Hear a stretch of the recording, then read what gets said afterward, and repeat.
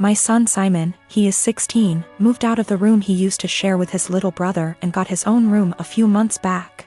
Ever since, he's been complaining about his mom barging in without knocking and interrupting his sleep and studying. Sometimes when he's changing.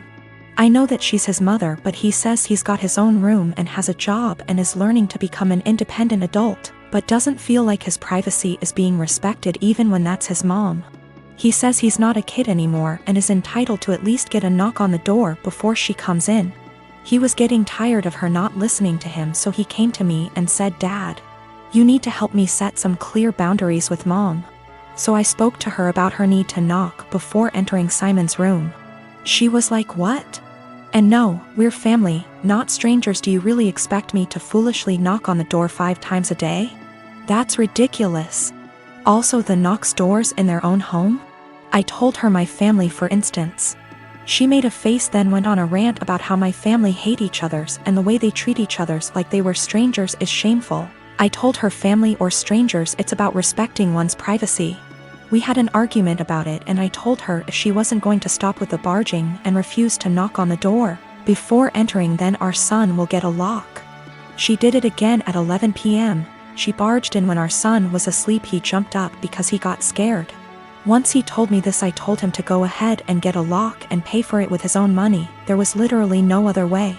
My wife saw it and got upset, and my brother was visiting when she was raising her voice at me if I really went ahead and got a lock for Simon despite her disapproval, and said that I caught her off guard and it's not okay. Because this teaches our children that they can manipulate one parent into doing what they want.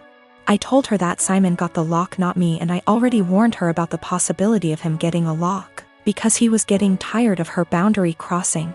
So she should have expected this outcome. She mentioned the same above points in her defense and said locks mean secrets, and that's not good. My brother was sitting watching while she was complaining. She began chewing him out when he asked her to let Simon keep the lock and said it wasn't a big deal. She stopped talking to me and Simon till we removed the lock, but I've no intentions on doing that. I am a 39 years old male, and I lost my son in 2019 due to a chronic heart condition. He was 15 years old. It was devastating and I just couldn't take it, especially when my family did little to nothing to support me during these difficult times. They didn't bring my son meals when he was at the hospital. They didn't let me go home and rest even for a few hours. They didn't take care of other things while I had a lot to deal with. I wasn't offered any help, just words. They'd just talk but do nothing. Despite the struggle, I've created an account for my son's college fund and kept putting whatever I could get at the time, and my son would talk about that a lot. He was depressed but always believed that he was going to get better and continue his education and attend college. I started saving money to keep him motivated and to make him feel like he could be like any other kid with hopes for a good future. He had a very close friend that's about the same age as him. They were friends for 5 years, and I can't express how his presence in my son's life helped him through the worst days. Sometimes his friend would spend the night with us and try to get my son to do activities and lighten up his mood all the time. To be frank, his friend was closer to him than his own family. He never stopped visiting and asking how I'm doing after my son's death. He'd show me handmade projects he made for my son and as a way to remember him, and we'd sometimes just sit and talk together or cry together. Last week, while I was with my family, my sister asked me what I was going to do with my son's college money. I didn't want to mention this, but since she asked, I told her that I will be giving the money to my son's friend.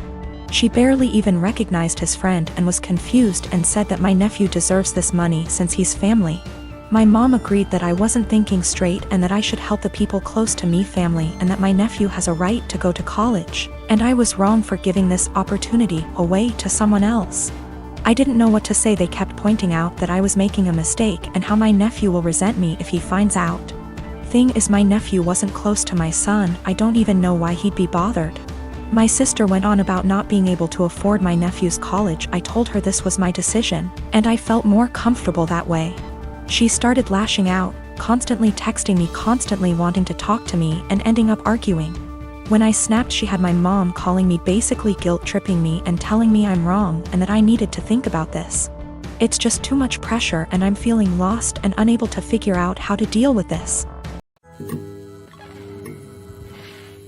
2 years ago my house burnt to the ground after being struck by lightning. Thankfully it was during the day, so our 3 kids were at school and my husband and I were at work. We lost everything, but we were safe. It took almost 11 months for the insurance to pay out. The insurance covered 1 month worth of hotel stays, but after that we were made to fend for ourselves, and the only option we had was to move in with my SIL. She tells us we can have her spare room and her office space. Since she used neither of the rooms, and her stipulations was we needed to purchase all of our own food and pay her $100 a week. By week 3 all of that changed. She then decides we need to pay her $250 a week and we can only use 1 room. So all 5 of us were crammed into the smallest room she had, which was the size of a glorified closet space and didn't even fit a twin bed and a small dresser. So we lived out of trash bags and slept on the floor for close to $1,000 a month some months, and still had to purchase all of our own food, despite her claiming my children on her food stamps. She also had no bills outside of her land tax, $450 a year, electric and heating oil, which she hardly ever filled. So we were essentially paying her so she could do leisure activities. It was the worst 8 months of my life. 3 months ago my grandmother decided that she wanted to go to assisted living after a fall and transferred the deed of her house to me, and basically said it was mine now. It is a 5-bedroom farmhouse. My boys insist on sharing a room, so we have 2 extra bedrooms. Well, my sister-in-law lost her house last month due to not paying her land tax for several years and asked if her and her stepdaughter could stay with us until they get enough money to move down south. I said sure, 1 bedroom, $800 a month, and you have to buy and cook all your food separately because my daughter is vegan. She looked at me like I had 10 heads and said that she and her stepdaughter should not be made to share a room when there are 2 extra rooms, and stated she cannot afford a rent of $800 while purchasing all of her own food on top of it. I said, neither could we, but we managed to cram 5 people into a glorified closet space while you were getting $1,000 and food stamps. Take it or leave it. She decided to leave. My girlfriend, Rose, and I have been together for 4 years, and she is 5 months pregnant with our first child. My mom seemed to really like Rose, or at the very least tolerated her, but after we announced that we were expecting, something definitely switched in her.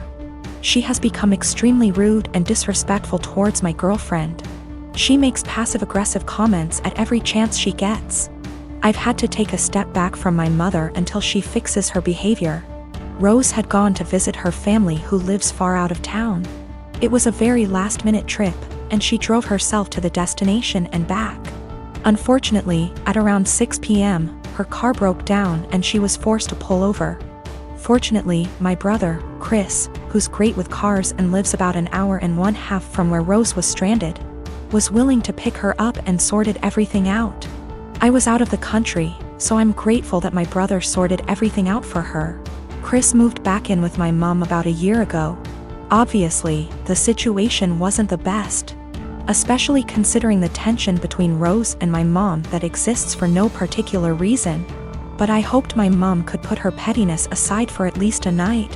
It was too late for Chris to drive Rose back home, so my brother told her that he would drive her back tomorrow morning. An arrangement that my mom seems to not like, but one that she managed to keep her mouth shut about, my girlfriend tells me. Rose helps prepare dinner, wash up, and actually engage in a decent conversation with my mom for the first time in ages. However, they mostly avoid each other. Chris goes to bed earlier, leaving my mom and Rose. My mom lives in a 2-bedroom apartment, and since both bedrooms were taken, Rose assumed that she would be sleeping on the couch. She apparently assumed wrong. My mom gives Rose the thinnest blanket ever and basically screams at her, telling her that she has to sleep on the floor to not ruin her couch. She tells Rose to make do with the pillows on the couch and the blanket that provides 0 warmth. Rose thought about protesting, but ultimately decided against it. According to Rose, my mom kept opening her door to check if she was sleeping on the couch, so she couldn't even try to sleep on the couch. At 5 a.m., Chris found Rose on the couch and let her sleep on his bed. He ended up telling me, but told me to not make a big fuss out of it. I did the exact opposite. I called my mom, very angry, and told her that she was disrespecting her so badly. She tried to defend herself by saying that she didn't harm the baby and it's okay for pregnant women to sleep on the floor. But I refused to hear any of it. Chris agrees with me, but told me that I shouldn't make it a fight. I feel like I'm losing my mind.